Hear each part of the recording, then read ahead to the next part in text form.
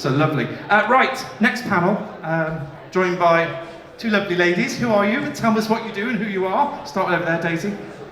Hi, I'm Daisy Champion. I am Senior Marketing Manager at JKS Restaurants. I've been there for just over 4 years and I actually helped set up all of our gifting platform. So yeah, I know lots about what we're talking about today. Lovely, welcome. A little round of applause, please. And we're going to call you Bex, right? Yeah. Yes. Hi, I'm Bex, so I'm the Digital Marketing Manager at the Wolseley Hospitality Group, so I work across all the websites, all the digital platforms and all the ads. And we're digging into marketing today, aren't we? We're talking, obviously this is powered by Giftpro, so we're going to get straight into it. We're going to talk about some seasonal strategies first, because I think that's kind of an interesting place to start. So we'll start with you, shall we, Daisy? How do you currently approach seasonality as a business? Obviously, we're always kind of sitting off the back of Easter, Christmas, Mother's Day, Father's Day. How do you guys approach it? So I think we're actually quite fortunate at JKS that a lot of our brands aren't necessarily affected by downward seasonality, but I think for the ones that we would maybe plugging strategies like working with influencers, PRs, maximising our CRM databases, and then I guess the biggest focuses would be on our campaigns around that peak demand. So that would be Christmas, Diwali, and I think our biggest strategy there is trying to get ahead as much as possible. So that's finalising menus now, our content now, etc. And then I think another way that we look at seasonality is we'll try to maximise our capacity in the restaurant. So I could take Ambassador's Clubhouse as a recent example. So it's the first JKS restaurant that we've opened where we've made sure that the terrace has been heated and covered so it's bookable all year round. So opened towards the back end of last year and we've already seated just shy of 1.5k covers in that space. Wow. And I guess with that we've tried to make sure that the booking journey has been really appealing for customers. So that's about using the right imagery, whether that's based seasonally or that's based on whether it's daytime or nighttime, and we'll adapt the language as well. And then I guess the last point on that as well is we're very agile with our menus. So lots of the brands will offer a lunch and early evening menu, and taking Ambassadors as another example, you can tell which is one of the brands I look after. Go me. We took the same approach that we have done with the rest of the Indian restaurants, and we launched the lunch and early evening menu, but we didn't find as much pick up from PR as we were hoping or expecting. But then we actually kind of looked at where Ambassadors is in terms of its location, and it's around lots of theatres. So we just made a simple change, renaming it the lunch and pre-theatre menu. And we've had as much, the most PR that we've ever had from that. So I think a key point is when you're working in a restaurant group where there's lots of different types of restaurants, it's about looking at them like individually rather than a one-size-fits-all. So that's why looking at your year-over-year data is really impactful as well. That's a great piece of advice actually, because I think that happens a lot in groups where you kind of get put all under one umbrella, but actually the individuality of each brand is important. Very cool. What about you, Bex? What do you think? So I think it's quite similar that we have lots of different restaurants, 9 different restaurants, but actually they're quite different. They're all their own individual brands. So we cover seasonality, so we push at Christmas, at Easter, but then also we try and tap into the culture of that restaurant. So for Zadell, we would push Bastille Day in July, or we'd push Martin Stag for an Austrian restaurant, the Delaunay. So we try and pick up authentic things for that one restaurant and push there. Very cool. And what role we're here, Giftpro in the corner staring at me right now. So what role do gift vouchers play in this? And we'll start again with Daisy there. What role do they play in kind of supporting the seasonality or campaigns that you might lean into? I think we've had great success with our gift vouchers over the last 4 years, and I think we really try to, every campaign that we run, we see is there a way that we can make an extension of the brand and make it profitable by adding a gifting voucher to it. So even as far as creating a new menu, we can then package that up and sell that on Giftpro, and I think that was one of our biggest learnings that we had from the start. If I rewind back to 4 years ago, we were doing less than 200k in gift vouchers a year, which is obviously still a great figure, but 4 years later we're now doing north of 1 million. So you can see it's had great growth there. But I think there's lots of different things that we've learned along the way, but a big thing is we started with these monetary vouchers, and then we developed lots of different experiences, and we've made these again tailored to each brand. So for example, the pubs, we even have fun things at Christmas like pint-sized presents, so that would be a pint and a Scotch egg. And even though it's a small amount, it really adds to the brand value. And we've just really tailored that along the way, but just made sure any campaign that we do, there's always a gifting opportunity. I think it's important as well. It also leads to new customers, right? This is a new way of, I mean, not a new way, but the last 4 or 5 years has really lent into kind of driving new customers into your business. Is it the same for you? What role are they playing in your business? Yeah, so we've definitely tried to move away from just pushing monetary vouchers at Christmas, because I think that's kind of where we were at the beginning, to move towards experiences. And I think that also makes it easier to bring more people onto the brand. So you're already onto a winner, because if you bought a gift for someone, they're going to have a good positive experience. So what we're trying to do is just leverage that overall, really go towards experiences rather than monetary. And does it drive the brand then? I know we're going to not talk about brands too much here, but does it kind of give you more of a, as it says, it bringing new customers in? Do you feel like you're boosting the brand with the gift voucher? Are you reaching new audiences? I suppose that's the best way to ask it. What about you, Daisy? Yeah, definitely. I think an interesting concept to think about as well is that, if you're, just say you have an amazing experience at a restaurant, and then you buy a voucher for your dad, for example. I think it's also about what that says about you as a person, about buying that voucher. So if you've gone and had like a premium experience and you're gifting it on, that almost adds to your social capital as well. And I think that kind of extends further your brand experience. So I think, with all the vouchers, it's always about finding that balance between brand-led and sales-led, right? So lots of our campaigns will be based on the brand, but then sometimes it'll be we're reactively like fixing a problem, and that can involve gifting as well. And outside of Christmas and the seasonal stuff, how are you using gift vouchers to drive, I suppose, constant traffic, as it would be, or constant customers into the business? So I actually think this is something that hospitality doesn't really do that well as a whole. I think we could leverage more sort of unusual partnerships. So if you see collabs in, retail or fashion, like Hackney Gelato did a collab with KFC, and they did gravy flavoured ice cream, which sounds gross, but everyone remembers it, everyone talks about it. So having that kind of thing that isn't tied to one seasonal moment like Easter or Christmas really means you can reach new audiences and you can work that way, and you're building brand capital the whole time. Just to add to that, we've done a little bit of that at JKS and kind of tried and tested, and we've definitely seen the positive effect that's had on gift vouchers and sales in that regard. So for example, we with Bell, we collaborated with All Day Goods, and we created like a sustainable knife that used plastic waste from the restaurant, and we really made sure that felt limited edition, so we limited the availability of it, and then I think the demand for it obviously then skyrocketed, so that sold out really quickly. And then even at Brigadier's, for example, one of our USPs is to be it's very sports focused. So we did a 3-way collaboration, one with an artist who's called Navinda Nangla, he's really great, he's like a streetwear artist. And then we also worked with Backyard Cricket, who are 2 guys on social that are absolutely killing it, and they've basically made a living from playing cricket in their back garden and posting about it. But they've got like the sporting crowd. Navinda had like the brand coolness, so we kind of tied it together. So we found that really impactful, and also we make all of our vouchers actually valid for 10 months, which we find really to enhance like the off-peak trade, because I think that means we sell 40% of our vouchers in the 6 weeks build up to Christmas. So that means anyone that's bought a voucher within that time can't then use it from October onwards. But then what we often find is from September and October, we see an increase in people using the vouchers because they're like, oh God, I've got that voucher that so-and-so bought me. So it kind of helps to use that off-peak as well. Yeah, I know my wife actually diarises when the vouchers run out. So just as a highlight of my life, everyone. Enjoy that. What about other marketing campaigns you've been involved in? Is there anything you've been particularly proud of that you guys have done? Yeah, so we did something a bit similar to that, I suppose, working in different partnerships. So we worked with Izzy Granger, who is a homeware company, and they created a bespoke egg cup in the colours of the Wolseley. We then sold that. You could buy the 2 egg cups, which would be delivered to the person you're buying the gift for, along with a present for breakfast at the Wolseley. We did this for Easter and it worked really well, but then we thought, okay, how can we reuse this after Easter? And actually reading some of the data that we had, we see that lots of people actually buy breakfast at the Wolseley as a wedding breakfast present.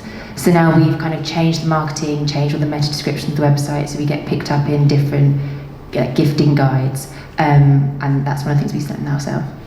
And all of this leads to data. Unfortunately, we have to go there. And I think all the tech people will tell you that data will change the world. But I think in the industry over the last 5 to 10 years, particularly, we've got so much data coming in. How much is it being able to help you drive your decision, stop you back? How easy is it to drive a decision making using that data? Is it becoming useful, or is it too much? Yeah, so we actually spoke to a few different segments of different restaurants. So we created a survey and spoke to some lapsed supporters. They hadn't been in 3 years. Some people used to come a lot and then didn't come at all, and then some people come all the time, and we asked them a series of different questions like, what did you like, what didn't you like, what would you like to see more from? And it actually helped our marketing strategy. We knew that we need more veggie food. In a traditionally French restaurants, that's like sometimes lacking. People want to bring back classics, like in St John's Wood, they want fish goujons, that's what they want them back. So that really helped us, and knowing what people wanted means that we could respond to that and they felt heard and part of our community. Amazing. I can say your nails are fantastic. I just noticed them. There's flames on them. Anyway, say to you about the data. Yeah, obviously data is key in like understanding your customer. But I think something that we've found really interesting and something we've only looked more into in the last year or so is the power of cross-selling. So if you're in a restaurant group like JKS, when we, again, going back to Ambassador's Clubhouse, when we launched, we most of our first month or two of customers that had made a reservation had actually come from one of our other Indian sites, because we cross-sold that and linked it and made it prevalent in any way possible that we could as part of their digital experience. If someone had dined at Gymkhana, for example, for the first time, they received an automated email that told them about the new sister restaurant. And we made sure that that was all tracked. So then we was able to see the results of that I think was really, really impactful. And even from a gifting point of view, the reason we actually did all that cross-selling is because we launched a JKS Safari voucher a couple of years ago at Christmas. And so this was where you could kind of travel to 3 of the different restaurants, and you had a dining experience that was like a tasting menu and wine pairing. And it was really interesting to see how well that sold. I mean, it was a higher ticket price, so it's not going to sell as well as a monetary voucher, but it was really interesting to see the type of customers that did, and they were all customers that were loyal to one of the brands and might not have actually been to the other brand. So I think we really saw that as an opportunity to be like, hang on a minute, there's ways that we can, take the success and share the brand equity from other brands into something new as well. And has your perception changed then? It's quite interesting because actually vouchers originally, or gift vouchers were seen as a financial tool, originally when they came, but it sounds like here it's changing the way that you look at them, the way you treat them. Is that right to say, Bex? The way that you look at vouchers now is actually doing more for your business? Yeah, I think it's brand building. I think you get to bring new people, reach different audiences that you wouldn't be able to get to before. So I think it's not just like a one-off, okay, we got to December, quick, let's sell lots of gift cards. It's kind of the whole way through that you need to keep pushing this and you think of new ways of marketing. You're going to say yes, right? But is it the same for you guys?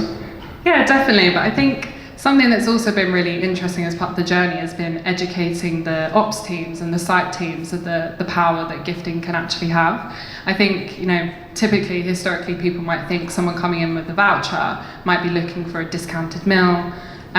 Whereas actually what we've found is that customers that do use a voucher, as an average, spend 15% more than a normal paying customer. That's a great stat. Yeah. We've got something similar. Is that similar? Yeah. Is that the same for you? Yeah. Wow.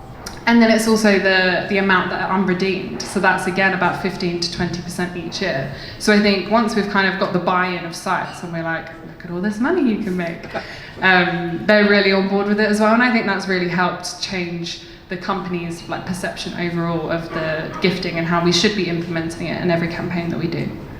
And I think you guys have got great experience if you just talk for 15 minutes about this subject. And I think for someone looking in who's not as experienced as you guys or doesn't understand it properly, where do you start? Because it's not easy, I suppose, and probably is easy, I suppose, if you think about it and write it down on paper. But how easy is it to get to the point where you're at now, like on the journey of kind of using them as a bit of a brand builder? I think we're still very much at the beginning, but I think if you just try and be authentic to your brand, so don't go after everything and anything, just go look at the calendar you've got for your marketing and say, okay, we can own this one thing. We're going to have email marketing, we're going to have social going up, we're going to have everything like that. Focus on those one things that feel authentic to your brand and then own that. Yeah, I think that's really true. I think there's lots of, as I said before, lots of shiny things you can chase after, right? But often the one sitting in front of you is the right one to do. What are you? What's your best piece of advice for someone who wants to be like Daisy? Oh God. I think there's something to say as well about it can be as accessible as you want it to be creatively. So you can package anything up that you do. Like I said, we sold a Scotch egg and a pint for £15 as a voucher. That's not something we would typically do, but it was like a fun Christmas initiative.